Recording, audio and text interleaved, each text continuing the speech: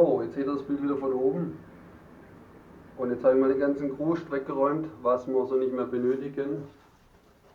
Dann haben wir ein bisschen mehr Platz. Silikon hat jetzt ein bisschen eingewirkt. Schauen wir mal, ob die Farben einigermaßen gleich dünn sind.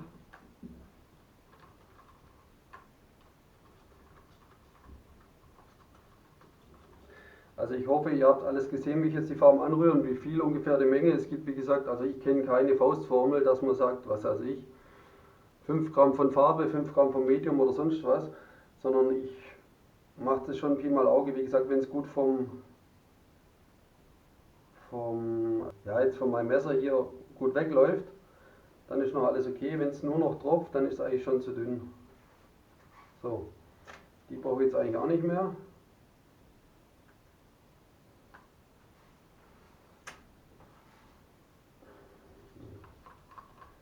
Die stehen schon etwas länger. Ja, passt alles. So, und dann fangen wir mit dem Bild an. Also im Prinzip machen wir eine ganz einfache Möglichkeit. Habt ihr bestimmt auch schon oft gesehen. Ich mache jetzt einfach solche kreisförmigen. Wenn da ein bisschen was daneben tropft, ist auch nicht so schlimm.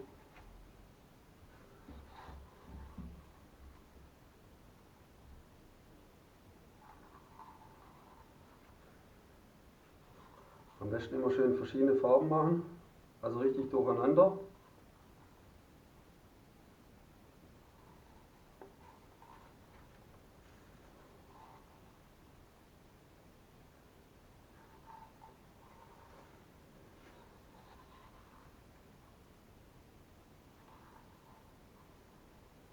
Und schön hell und dunkel mischen.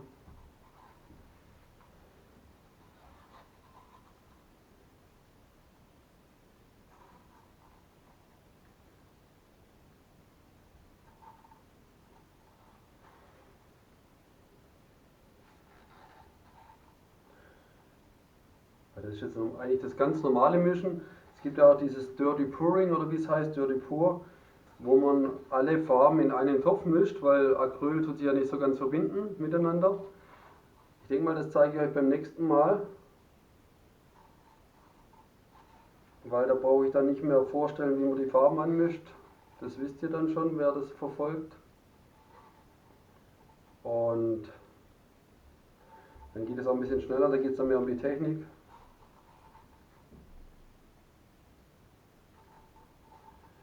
Was ich natürlich auch noch vorhabe, mit Alkohol was zu machen.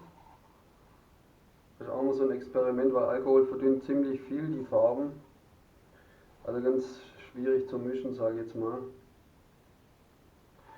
Ihr seht eigentlich hier schon, wie es leichte Silikonbläschen gibt, also diese sogenannten Zellen.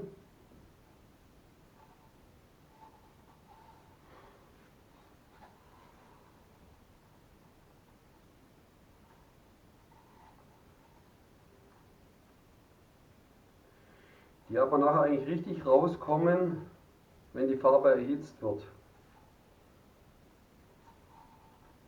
Also etwas erwärmt wird. Weil durch die Erhitzung der Farbe, ich mache es ja immer mit so einem, naja, passt auf, wo habe ich das kleine Feuerchen? Ich habe immer meinen großen Bunsenbrenner, Gasbrenner. Viele machen das ja mit so kleinen. Na toll, finde ich jetzt gerade nicht. Zeige ich euch vielleicht nachher nochmal. Aber ihr wisst, was ich meine, ihr könnt ja auch einen kleinen nehmen, ist gar kein Thema. Mir macht es halt Spaß, mit dem großen Feuer zu hantieren. So, jetzt geht mir langsam mal die Farbe aus.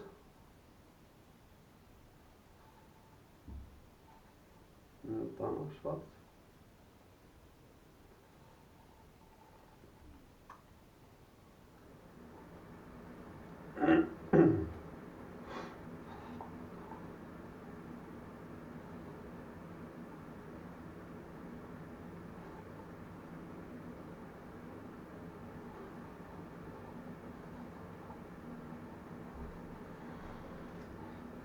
Also wenn da ein paar Tropfen daneben gehen, ist auch nicht so schlimm. Es gibt ein gemischtes Muster nachher. Dann haben wir ein bisschen weiß. Ja, gar nicht so schlecht.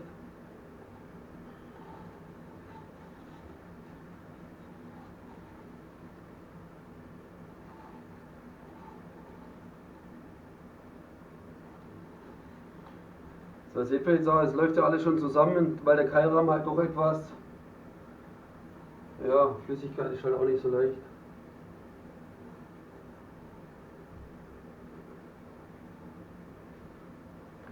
So, genau, der Rest der Farbe einfach ringsrum schmieren, das ist eigentlich egal. So, alle Farben weg. Jetzt geht es eigentlich zum eigentlichen Bild. Manche machen ja recht schnell, lieblos sage ich jetzt einfach mal, vermischen die Farben. Ich gucke eigentlich schon immer, dass ich es so hinkriege, wie ich möchte. Ja, Muster soll ja etwas, oder ihr müsst ja in euren Vorstellungen, ihr wollt ein Bild machen und euch soll es gefallen und nicht einfach zufällig, wie es wird. Ich habe jetzt hier wieder so ein Kreuz, sage ich jetzt einfach mal, und das versuche ich dann meistens schon ein bisschen zu erhalten. Also gucke ich ganz vorsichtig, dass ich die Farben nach links, rechts oder vorne, unten kippe, sodass das vielleicht erhalten bleibt. Und bleibt natürlich auch nicht immer aus, dass es nicht klappt, aber wir versuchen es. Also eigentlich die Farbe unter Kontrolle zu halten. So, jetzt schauen wir mal, ob das funktioniert.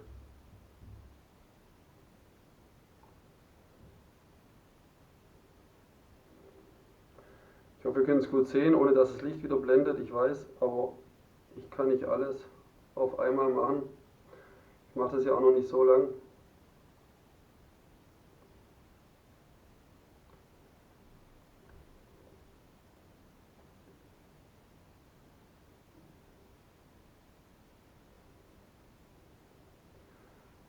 So.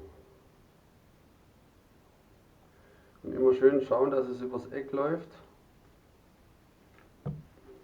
wenn es funktioniert.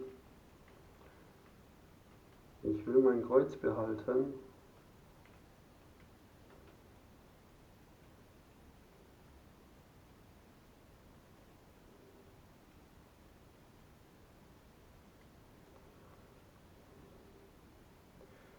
Und je mehr ihr so ein Bild schwenkt, umso, ja, relativ, wie soll ich das sagen, die Farbe wird ja immer weniger, die verteilt sich ja.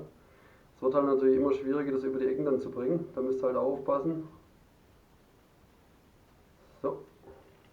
Und die Ecken könnt ihr auch nachher noch nachtupfen von Hand.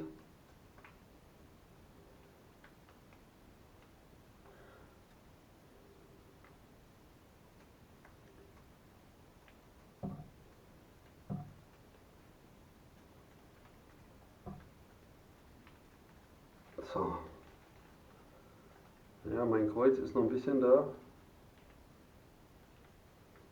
Das will ich auch wieder reinholen. Und jetzt fehlt mir natürlich noch die letzte Ecke.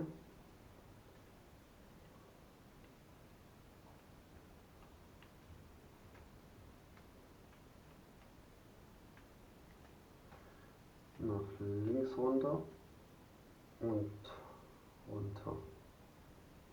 Ihr könnt ab und zu mal mit dem Finger nachhelfen, das ist auch ganz wichtig. Gerade auch für die Ecken. So. Ecken heißt natürlich auch, ihr könnt da, also ich nehme jetzt zum Beispiel auch mal Farbe, wo unten auf dem Boden schon liegt, schmiere mir die Ecken ein bisschen zu. Mit der richtigen Farbe am besten.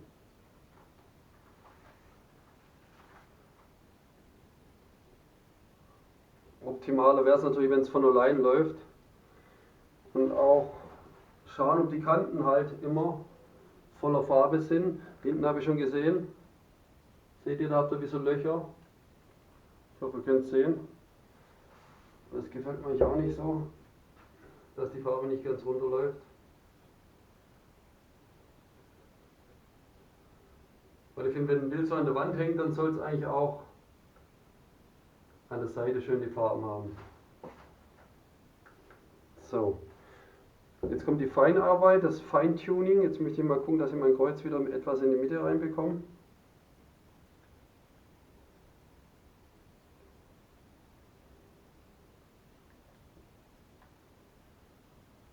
Wobei hier dann fast schon wieder zu viel Lila ist für meinen Geschmack. aber es ist okay. So, jetzt seht ihr so kleine Silikon, was heißt kleine, vereinzelte größere Silikonbläschen, das ist das, was von alleine kommt. Da kommen schon ein paar kleine, hier auch. Und jetzt müsst ihr halt aufpassen mit dem Feuer. Ich mache es wie gesagt mit dem großen Feuer. Ich suche jetzt geschwind mein kleines Feuer, ich beeile mich, bin gleich wieder zurück. Nur um es euch zu zeigen, weil ich nehme dann das große und ihr müsst halt wirklich schauen, wo ihr die Bläschen haben wollt. Ne, da müsst ihr bloß kurz mit dem Feuer drüber gehen. Ihr könnt komplett drüber gehen, wenn ihr komplett voller blasen möchtet, oder nur stellenweise. Das ist halt auch mal, es gibt halt einen schönen Effekt dann. Aber ich würde sagen, ich putze erstmal meine Hände ab, weil da ihr seht, wie es aussieht. Und dann bin ich gleich zurück. Ich hole vielleicht die Kamera auch nochmal runter, damit ihr das besser sehen könnt, also von nahem, wie die Bläschen sich dann bilden. Okay, dann wieder bis gleich. So, ich bin zurück. Es war jetzt circa eine Minute oder was, wenn sie weg war, vielleicht auch 2 Minuten. Ihr seht jetzt, langsam bilden sich von allein Bläschen. Ich habe jetzt auch mein kleines Tada, Feuerchen gefunden. Ich probiere es einfach mal mit dem kleinen und dann schauen wir mal, wie es kommt. Und dann seht ihr das auch mal von nahem. So, jetzt halte ich die Kamera, ich hoffe, ihr könnt es gut sehen.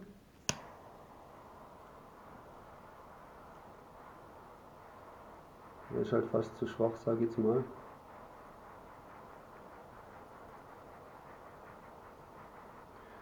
Aber ihr seht, wie sich dann durch die Erhitzung, da könnt ihr wirklich spielen. Ihr könnt sagen, ich will hier mehr haben.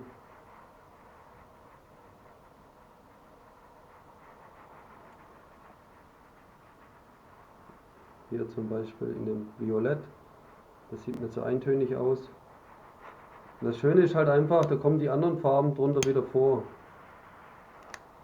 So. Ich mache es jetzt aber so, ich hänge euch wieder auf, also ich meine die Kamera, und nehme mein großes, ja, nicht mich angucken, bitte keine Fotos. Ja, ich habe nämlich auch das Kabel dran, weil die Kamera schon wieder fast leer ist.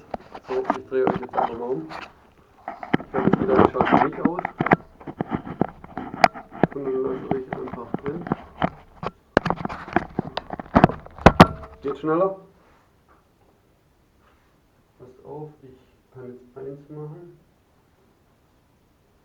Und zwar euch etwas näher ranholen.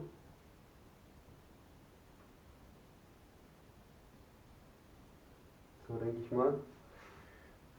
Jetzt nehme ich mein großes Feuer.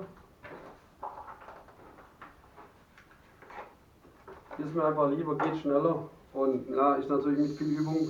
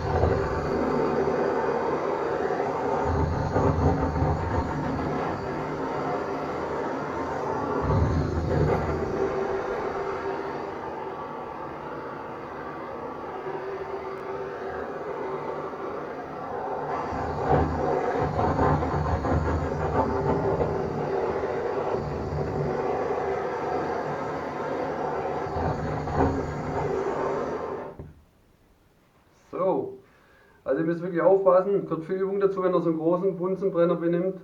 Ihr seht da, es raucht, ich übertreibe es ja immer gern. Aber scheint ja recht gut geworden zu sein. Ihr seht einfach, dass nicht überall Silikonbläschen gekommen sind, also die sogenannten Zellen. Liegt halt auch daran, wenn ich jetzt schwarz und weiß kein Silikon reinmache, gibt es halt auch noch diesen Kontrast, wo manche Flächen nicht voller Bläschen sind oder voller Zellen. So. Also ich finde es jetzt ganz gut geworden. Ich habe mich jetzt auch mehr auf euch konzentriert wie auf das Bild. Und dann zeige ich euch es wieder von nahem, damit ihr es nochmal sehen könnt. Und ich zeige es euch auch, wenn es getrocknet ist und von mir es auch an der Wand hängt, weil wie gesagt, da ein paar Anfragen gehabt habe, ob es danach dann auch so aussieht, wenn es trocken ist. Also ich gehe mal schwer davon aus, weil wie gesagt, das Medium ist einfach top von Bösner. Wie gesagt, ich hänge euch alle Links unten rein, dann könnt ihr sehen, was für Materialien ich nehme. Seht das auch in ihren Online-Shop. Und dann glaubt ihr mir es hoffentlich.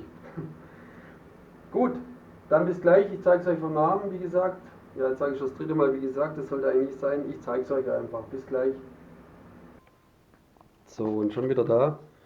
Jetzt hoffe ich, dass mein Kabel nicht stört. Jetzt könnt ihr das Bild nochmal von nahem sehen. Also ist eigentlich ein richtig guter Effekt rausgekommen. Ihr seht, es funktioniert mit den Silikonbläschen. Ist natürlich je nachdem, wie viel man reintut und wie lange man es ziehen lässt. Aber mit dem Medium funktioniert das sehr schön.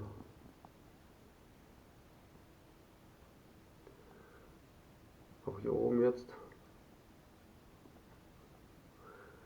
Und das Olivgrün ist natürlich auch Geschmackssache. Es geht so, vielleicht gewöhne ich mich noch dran. Aber ist mal was anderes.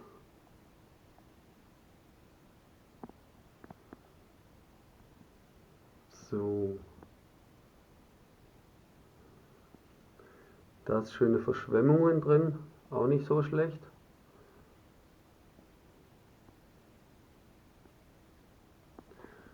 Also ich finde es eigentlich in allem oder im Ganzen gut gelungen. Dann hoffe ich, dass es euch auch gefallen hat. Gerne Daumen hoch, Kommentare, wie immer. Und falls ihr noch nicht abonniert habt, gerne abonnieren. Ich führe meine Serie weiter. Ich bringe dann auch noch andere Videos. Wie gesagt, das war das erste Video, vielleicht ein bisschen zähflüssig, weil einfach ich auch euch nochmal zeigen wollte, wie man die Farben anmischt. Speziell auch mit dem Medium. Und ja, ein paar Tricks oder Tipps gegeben habe. Es wird eine Reihe geben, also 1, 2, 3, 4 fortlaufend und wird in Zukunft das auch kürzer halten und da mehr aufs Bild oder auf die Technik sich konzentrieren. Okay, dann wie gesagt, falls ihr nicht abonniert, ihr helft mir. Je mehr Abonnenten, desto besser und hoffe, dass es euch gefallen hat. So, hallo und guten Morgen ihr da draußen. Es ist der nächste Tag, es ist früh am Morgen. Meine Katze ist hier auch schon wieder am Werkeln draußen. Dann lernt ihr die Emi auch mal kennen. Okay, Bild ist soweit gut getrocknet. Es ist natürlich noch ein bisschen feucht, aber ihr seht jetzt zum Beispiel, es hat sich ja nichts verändert. Ich wollte es euch ja auch mal zeigen. Also ich kann es hier an der Seite schon anfassen. Also mal ein bisschen in den Schatten bringen, weil da läuft auch nichts mehr. Also wie gesagt, es trocknet so ab und es bleibt auch so. Und das ist auch das Wichtigste, nicht dass es nachher, wenn es verläuft, dann anders aussieht. So. Natürlich muss es noch etwas trocknen, das dauert jetzt immer 1, 2 Tage oder ich sag mal 2 bis 3 Tage momentan, weil hier im Keller ist noch recht kalt draußen. Draußen genau, also hier im Keller unten ist noch recht kühl und deswegen haben wir eine längere Trocknungsphase, wie wenn es jetzt endlich mal Sommer wird und wärmer wird. Okay, gestern Abend habe ich auch noch mal was versucht, das war jetzt mal mit Alkohol. Da habe ich ein anderes Video, das ich euch dann auch zeige. Das ist eigentlich misslungen, so wie ich es wollte, also kann auch passieren. Aber ja, geht in Abstrakt immer was anderes einfach. Kann nicht ja alles oder nicht alles funktionieren. Ne? Gut, dann wie gesagt, hat mich gefreut, euch das zeigen zu dürfen. Ich hoffe, ihr lernt draus. Ihr probiert es aus, ihr macht es nach. Und dann wird es schon. Und wenn ihr Fragen habt, wie gesagt, schreibt mir einfach, ich helfe gern, ich antworte auch. Und dann passt es schon. Dann macht's gut, bis zum nächsten Mal. Tschüss.